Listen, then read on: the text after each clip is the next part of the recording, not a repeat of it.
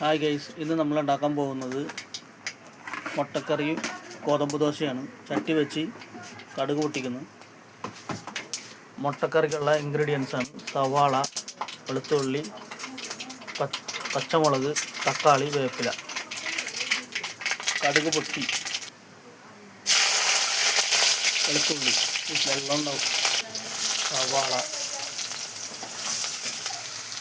മുട്ടക്കറി വെക്കാനുള്ള മുട്ട പൊഴിഞ്ഞ് വെച്ചിട്ടുണ്ട്. ഗോതമ്പ് ദോശക്കുള്ള മാവ് കലക്കി വെച്ചിരിക്കുന്നു.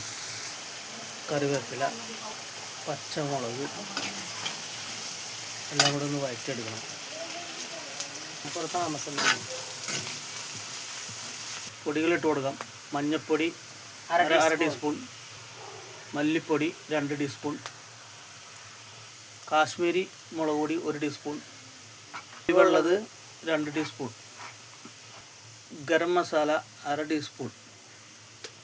മുളക് പൊടിയും എല്ലാം മുരിഞ്ഞു വന്നിട്ടുണ്ടെങ്കിൽ തക്കാളി അതിലേക്ക് ഇട്ട് കൊടുക്കുക. മുട്ട 4 സൈഡും ഒന്ന് വരഞ്ഞു വെക്കുന്നു.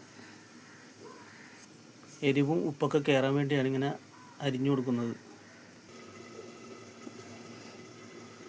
മുട്ടയുടെ മസാല കൂട്ട് റെഡി ആയിട്ടുണ്ട്. ഇനി നമുക്ക് മുട്ട ഇട്ട് കൊടുക്കാം.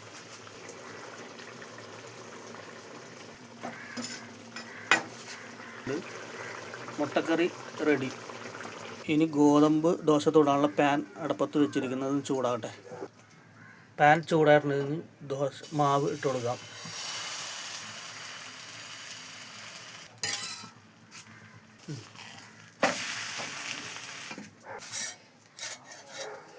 ഗോതമ്പ് ദോശ റെഡി. ഇനിയും ചുടാനുണ്ട്. മുട്ടക്കറിയും റെഡി. വീഡിയോ ഇഷ്ടമായാൽ സബ്സ്ക്രൈബ് ചെയ്യണം, വീഡിയോ ലൈക്ക് ചെയ്യണം. Thank you.